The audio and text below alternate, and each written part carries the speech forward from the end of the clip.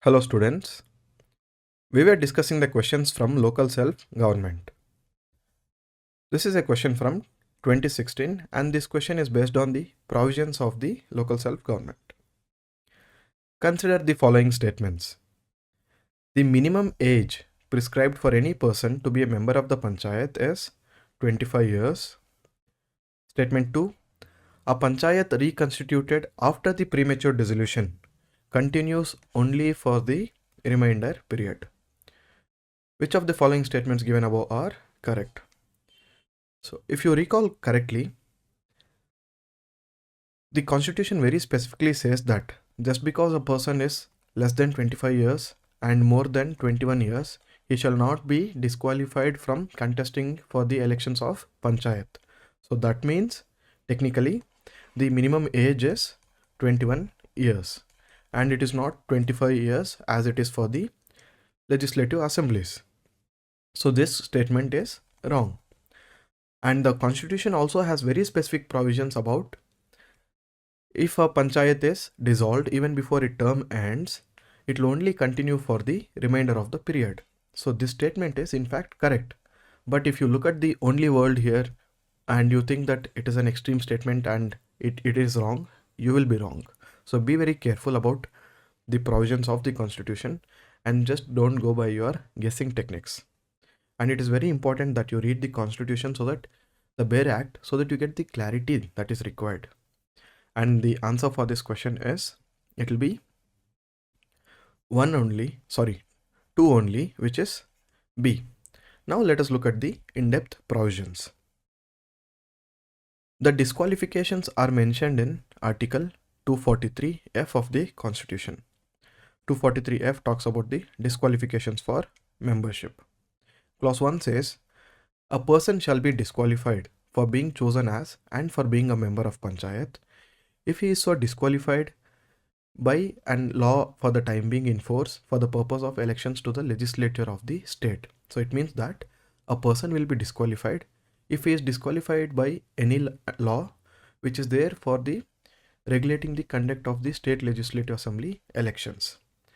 And the exception to it says that provided that no person shall be disqualified on the grounds that he is less than 25 years of age if he has attained the age of 21 years. So that means that why this clause is written is the minimum qualifications for the state legislative assembly members, that is for the MLAs, is 25 years of age, citizen of India, all of those. So all of those qualifications do apply to the members of Panchayat, but very specific exception is that just because they are less than 25 and if they are more than 21, they should not be disqualified. So that means technically the age is being brought down to 21 years in this exception. So the summary is, no person shall be disqualified if he has attained the minimum age of 21 years, and that is a very specific provision, and that is why we said the statement 1 is wrong. Now coming to statement 2, which is about the duration of Panchayat, the provisions are included in the Article 243E. Clause 1 says, every Panchayat, unless sooner dissolved under any law for the time being in force, shall continue for 5 years from the date of appointment for its first meeting and no longer. So that means the term of the Panchayat is 5 years. From the date of the first meeting, it will be there existing for the 5 years and no longer. Clause 2 says, no amendment of the law for the time being in force shall have the effect of causing dissolution of Panchayat, which is functioning immediately before such amendment. So this is applicable when the 73rd amendment came into force. So we can ignore this. But clause 3 is important. An election to constitute a Panchayat shall be completed before the expiry of its duration specified in clause 1. That is, before the term ends. What is specified in clause 1?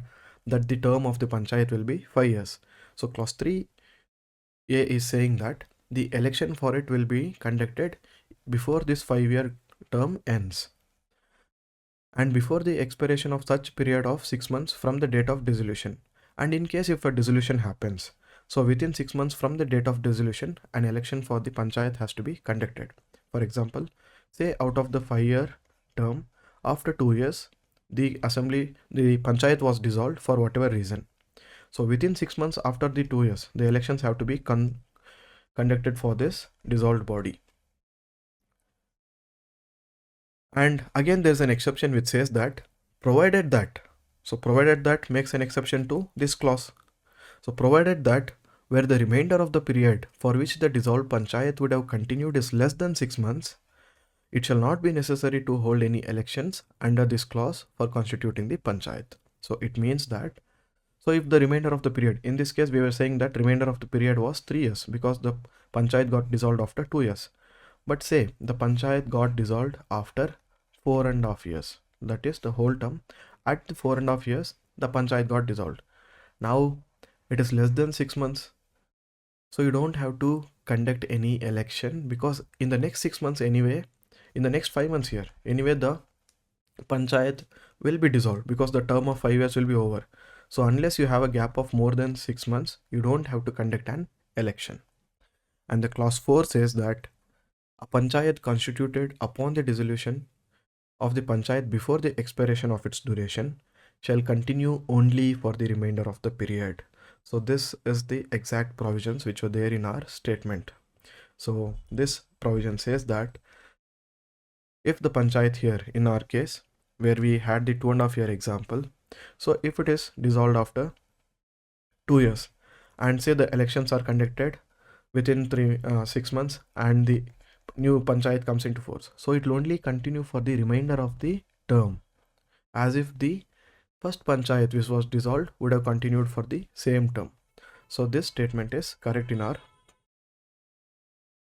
So that is why a Panchayat reconstituted after the premature dissolution continues only for the remainder of the term. Hence this statement is correct. So the answer ultimately is true. Now I think you know why reading the Bare Act provisions are very important, because you will get a clarity on what are the provisions on in the constitution.